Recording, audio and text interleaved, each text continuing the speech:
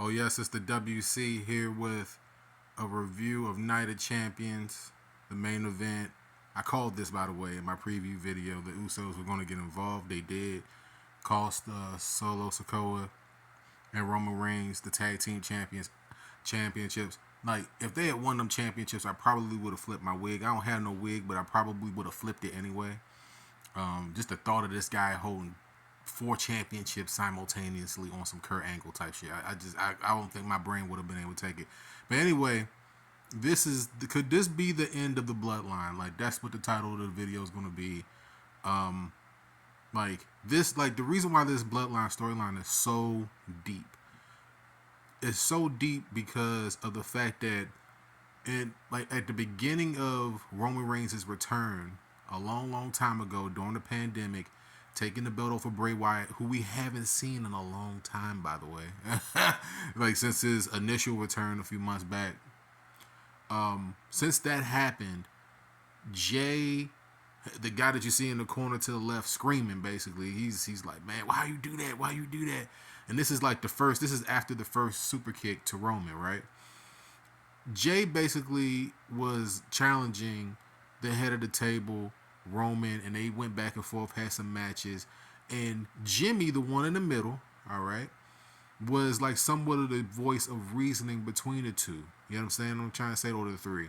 And it's well documented that Roman Reigns has always been propped up as the future leader of, this faction that you see on the TV right now. And the reason why I'm telling this backstory is because the way they're telling this story is really, really good. You can tell that maybe Paul Heyman is just like the one orchestrating this whole storyline because it evokes some type of emotion out of you. Now, before I get into exactly what happened, and by this time, I'm pretty sure that y'all know that Sammy and KO retained the titles, which they should. You can't do what they did at WrestleMania and just take the championships off of them a few weeks later. I don't think that, after thinking it through, I don't think that would have been the best thing. So, the reason why I had to explain that is because it gives an overall context of how great this specific story arc is, and it just points to the flaws that are there in professional wrestling when it comes to long-term storyline telling. Like, there's not enough of it in professional wrestling to the point where you can invoke some type of reaction out of the crowds, and they've done it.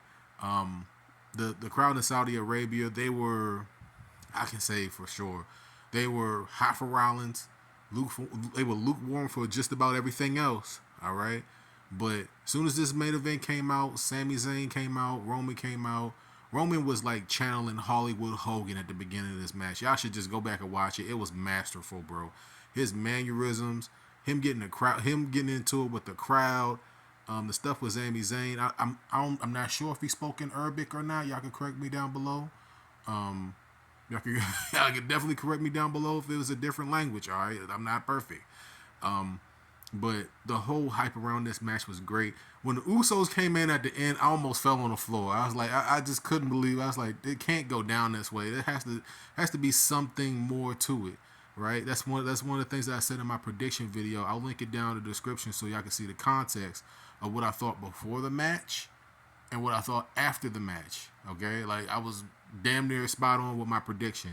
I need to give me some love. I don't know what YouTube's doing with their algorithm. I need to give me some love for that preview video because I literally nailed this. Okay, I nailed this prediction. So, it's just coming full circle. All right, everything is coming full circle with the whole bloodline. My hard prediction for the way that this is going to go down. All right, I don't know what they're going to do on Friday night. I don't know what they're going to do at Money in the Bank. I don't know if the Usos are going to be in Money in the Bank. I'm predicting that LA Knight's going to win the Money in the Bank briefcase. He should. Either him or Dominic Mysterio.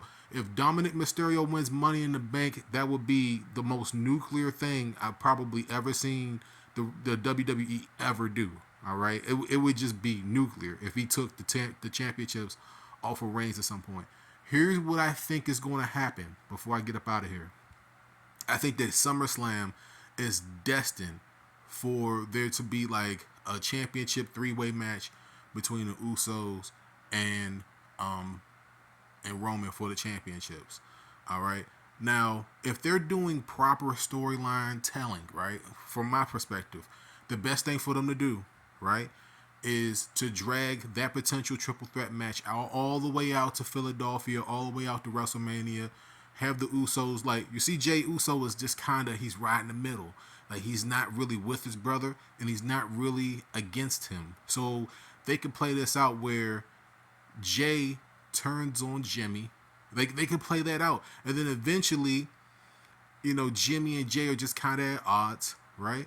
So there could be a triple threat match at WrestleMania for Roman's championships. They could do something like that. They probably should. And what they should do, all right, the finish of that match, we're talking about months and months and months in advance of me calling this, right? What they should do, both of them should cover Roman Reigns at the same time and take both of those championships off of Reigns. That's the way that you end this storyline with the Bloodline, ultimately, with Jimmy and Jay respectively becoming the WWE champion and the Universal champion. They could do that at SummerSlam if they wanted to. They could do that at WrestleMania, which they probably should, in Philadelphia. They could play this up for months. This is one of the best storylines that I've probably seen in professional wrestling in a long, long time. They've opened up so many doors, so many avenues to let the fans just enjoy this, because it's something that I'm enjoying. It's one of the only things I really enjoyed about this pay-per-view. There was some matches on here that were good, but like this was the main event and it deserved to be the main event. The work that Roman Reigns is doing right now, take a picture of Roman Reigns right now and just go watch this match back and his mannerisms, the way he wrestled the match. Owens and Zayn, they're always great. And then Usos coming in and doing what they did. These guys are just like Hall of Famers, Brad. Like, it's just nothing but Hall of Famers involved in this. And it's just so great to watch. It's one of the best storylines. I'm telling you, just go. Like, I wish that there was like a nice little synopsis that I could show people down below in the comments of how great this storyline is and what it means to professional wrestling, because this is the great stuff about professional wrestling. But I know I'm going on and on and on, but this match right here and the ending of it, picture perfect. It leads into so many different storylines going into the summer. Looks like Roman Reigns is going to be taking some more time off. It's weird, man. I don't know what it is, but he's clearly special attraction. His next appearance is probably going to in the ring is probably going to be at SummerSlam. He's got to wrestle SummerSlam at least, right? So we're going to be looking forward to that. We don't know what they're going to do, but that adds to the intrigue. The match was pretty good. Zayn hit his moves. Owens hit his moves. The crowd in Saudi Arabia, if I hadn't already said it, they just lit up during this match. They were white hot during this match. Everything else, arguably, except for the Rollins match, they were kind of lukewarm. But let me know how you guys feel about this pay-per-view review. I didn't go over the other matches because, I mean, the stuff is just kind of contemporary. Like, you know what I'm saying? Gunther retained. You know what I'm saying? Like, Rhea Ripley beat Natalya in 5 minutes. Like, I don't understand. Maybe they did that so they could do this at the end. It's just to kind of save time. And then Bianca Belair losing her championship, that was really big. They're definitely probably going to pull the trigger on a heel turn for Bianca Belair. So let me know how you guys feel down below. Once again, it's the WC. I'm getting out of here, man. Quick little synopsis of the main event. And until next time, make sure that you guys hit the like and subscribe, man. Share it, man. Share this. This is good. This is good content. Just because they don't want to push it out don't mean it ain't good. Until next time, peace out.